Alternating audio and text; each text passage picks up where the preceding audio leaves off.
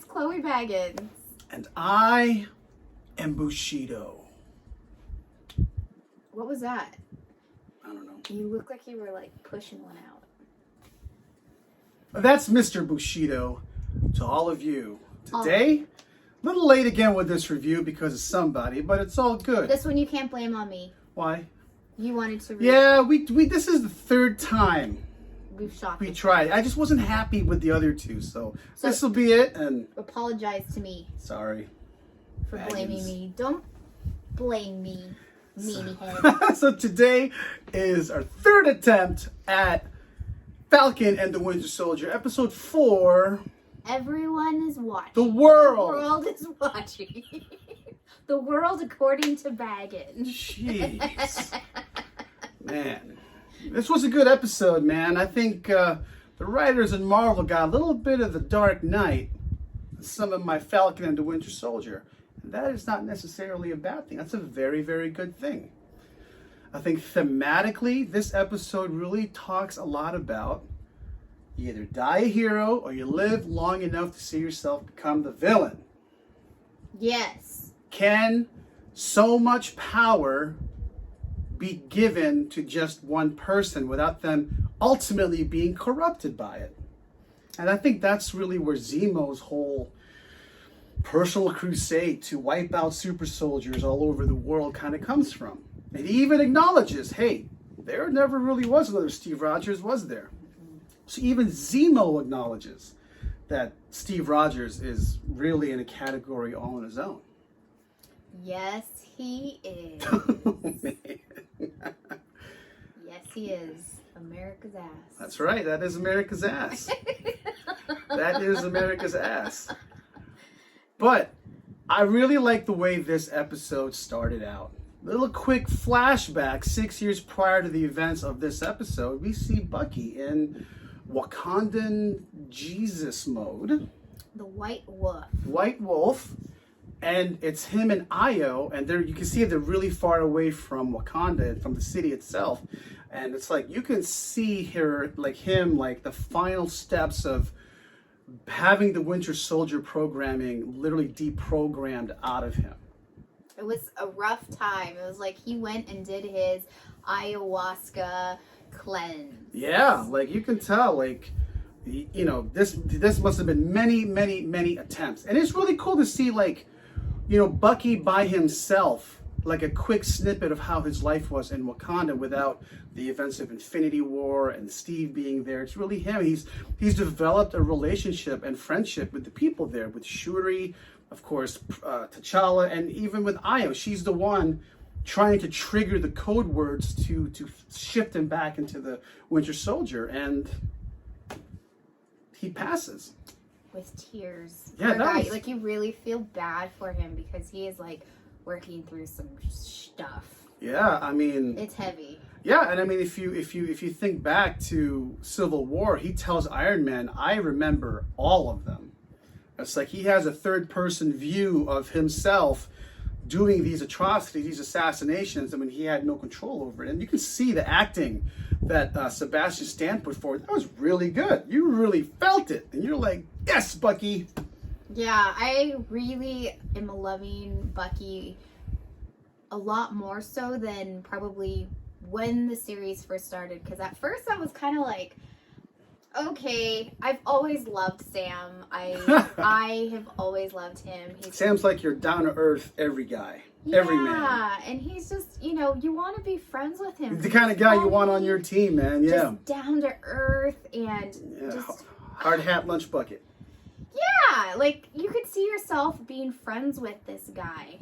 And so I walked into the series thinking, oh man, this is gonna be interesting because you know Bucky could have always been kind of cold, he's always off onto the side. Yeah, so I wasn't expecting much or knowing what to expect from this series, and seeing this introduction into his past, seeing some real human emotions evoked from him really helped to kind of like soften my heart as a viewer and kind of feel bad for him. Yeah. You know, that he's really been through a lot, Yeah, especially for the fact that he's aging so slowly, Yep. and this poor guy. He's like fish out of water. He only knows Sam.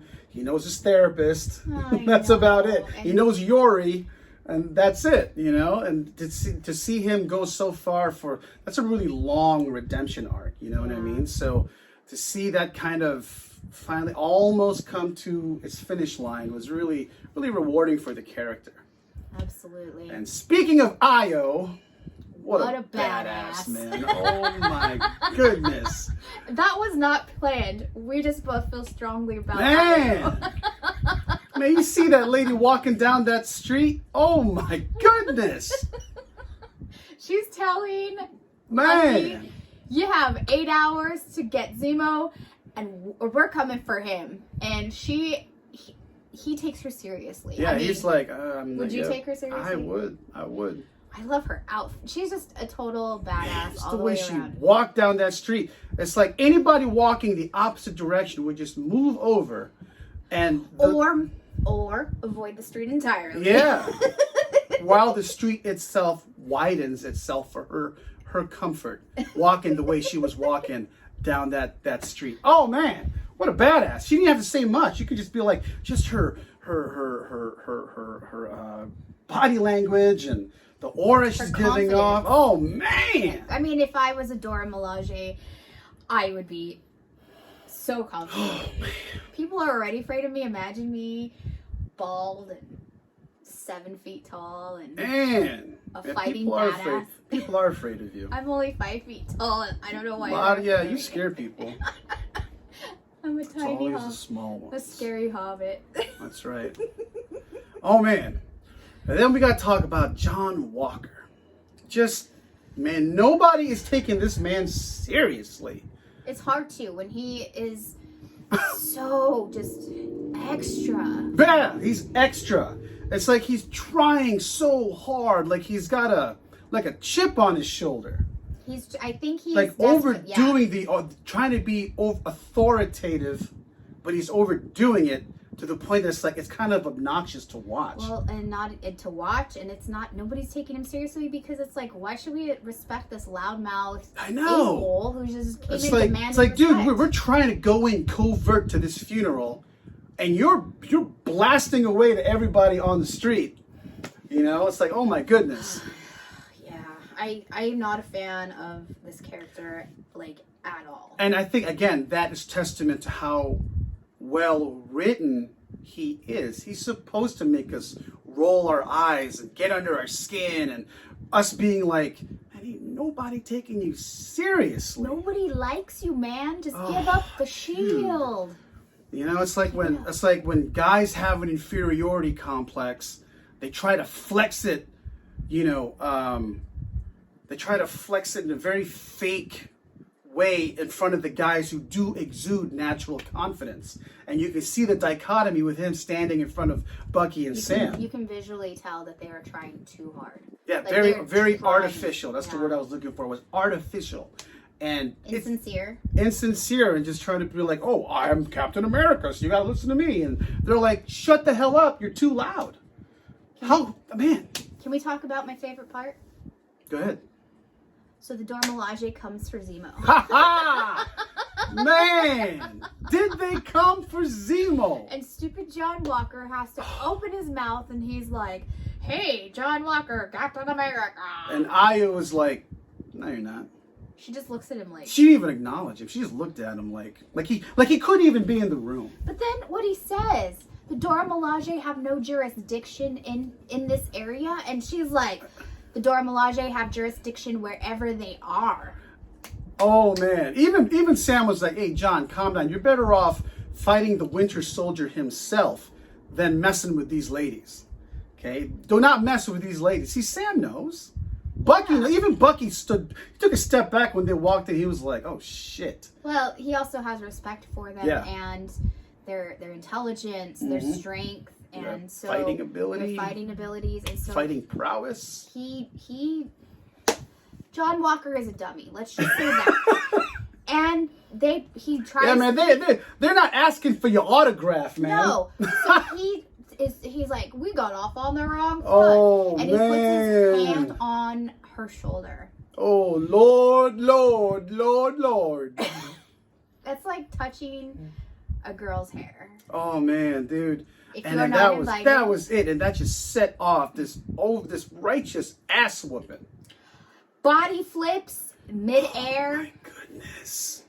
Arrows flying. Oh, my goodness. And poor Bucky is like trying to talk her down because they all know that John is Battlestar got taken out by two of them.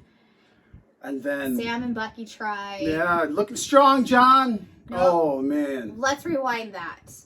Sam says, maybe we should help him out. And Bucky says, Looking strong, John. Oh, man. he doesn't want to help him because nobody likes John Walker. It's like, dude, you started this fight. He did. Instead of letting the Dora Milaje do their thing. You know what I mean? They're there not for you. They're there to get the guy who killed their king. You'd think as Captain America, you would know. Well, clearly he is not the smartest Oh, Captain man. America. So, of course, Zemo is the smartest one in the bunch, and he just saunters his little way out so casually into the bathroom, and he El Chapos the situation. Right underneath the toilet. He goes out through the sewer. Yeah, he made it. All Shawshank Redemption style. So funny. That was my favorite part. So, Oh, man, it's kind of like the Dora Milaje were like all of us. You know, just venting our frustrations onto him as a character, you know, but you know. So let's wrap this up and talk about That finale. That finale. You either die a hero or you live long enough to see yourself become the villain. And with John Walker, he wasn't even Captain America very long. And the serum. He was ass hurt because he got his ass handed to him by the Dora Milaje. He gets up and says, they weren't even super soldiers. I was like, no, man, they're worse. No, they only sent 3. They sent 3. That's it. They probably could have sent 1. Oh, my goodness. Wow. I love the way these women are portrayed in the MCU. So, we don't really find out until he drop kicks a couple of people. Yeah, he twists that pipe around that super soldier's arms. And John Walker got his hands on a serum. Yep. And remember what Dr. Erskine, Stanley Tucci's character, said to pre-super soldier Steve in the first Avenger. The serum does not just enhance you physically, it enhances whatever's like inside. So good becomes great, bad becomes worse. And that's why he picked Steve. Steve was the most physically incapable dude, but he had the right heart, he had the right spirit to become Captain America, to be deserving of that serum. And that's why, you know, Zemo says there's never been another Steve Rogers. He was the incorruptible one to be Captain America. John Walker gets the serum for a couple hours. And he is an angry mofo. It just all comes out in the worst way. You can tell that he is just exuberantly just an angry person now. Yep. He was bitter before, but he is just enraged. Yep. He may have had the military qualifications and awards, but they did not pick the new Captain America the same way the old Captain America was picked. And it shows. The first thing he did, you know, when sadly Lamar gets killed in action, he goes after the wrong guy, and the wrong guy, who was a Captain America fan as a kid, gets killed by a fake Captain America. And for the very first time ever, we see human blood on Steve's shield. It's one thing to go killing, you know, Thanos' army left and right, but another person who's not even the killer of your friend, that's crazy, man. But, you know, to play devil's advocate in that, Carly didn't intentionally kill him. No, it's just boom. She was going after John Walker to kill him herself. Yeah, because she said that would be a more meaningful kill than killing Falcon. And Lamar got in her way, and so she just punched him A little too A hard. little. Well, I think he would have been fine If he'd have hit that if he column. wouldn't have hit the column. Yeah. But I was really kind of sad to see Lamar die. Yeah, Lamar was like his moral compass. And even the heated situations with Bucky and Sam, Lamar's the one who's like, hey, you know, Sam knows what he's doing. Give him some time. Things like that. And now that moral compass is gone, and he's got the serum flowing in him, and it's enhancing the truth of what kind of a person he really is. He's a mess. He's worse off. Oh, man. Man. So, yeah, I think that was probably one of the most upsetting scenes I've ever witnessed in the Marvel Universe. And I think it was meant to portray, like, to give off those feelings, like, some feelings of disgust. And you're just like, ugh. Like, and again, you know, how is America viewed by the rest of the world? You know? America thinks they're Steve Rogers. The rest of the world looks at him like John Walker. You know what I mean? That's some real world parallels there. Yeah. It's a very strong episode. It's very, you know, street level, dirty, and gritty. You know, you're like a few drops of blood away from an R rating on this one. Yeah. Absolutely. You know what I mean? Absolutely. So, what would you rate this? It's a 10. It's a 10. 10? Yeah. I love the thematic ideologies that Zemo is trying to get through to Sam. Like, look, you're seeing something in this person that's not there. Okay? She should not be a super soldier because look what she's doing with the power that's been given. Is she incorruptible? No. She's already corrupted. It takes one kill to let the rest of it go to shit, and look what happened. I love that. I love that. They got some Dark Knight into that, and they did a good job with it. Absolutely. I would probably give this a 9 out of 10. I don't know, maybe I've watched it too many times. It's still enjoyable, though. That's the thing. It is still enjoyable. 9 is not bad at all. Oh, hell no. I just, you know, it's kind of a lull right before the last 2 episodes kick off. So I'm really excited to see where this goes after this. You know, 2 episodes. What can you do? Yeah. I mean, where does it go from here? So, what did you guys think? Did you guys love it as much? Did you guys see some of the Dark Knight comparisons? Did you think John Walker was justified in what he did, considering who it was he ended up killing? I don't. You know, I felt like there's a different way. You know, Yeah. Capture him, handcuff him. You think you'd want to beat the hell out of him, fine, but you'd think you'd want to take him in to extract some information. Yeah. You know what I mean? Like, I feel like that's what Steve Rogers would have done. Throw the shield at him, knock him down, and then take his ass in. Yeah. Have the Hulk interrogate him or something. Yeah. I mean, I don't know. Something. That's just not what Steve Rogers would. Baby. Yeah. He'd talk real quick. You know? So, anyway, give us your thoughts and tell us what you think about this episode. Did you guys like it? Did you not like it? What do you guys think of Carly? You know, I still don't find her an intimidating antagonist. so one more thing, before we end this, Bushido here pointed out something about Madonna. Madani. Madani! Donya Madani. Donya Madani, the mom who kind of helped all these displaced. Yeah, after Thanos has snapped everyone away. The blip. The blip.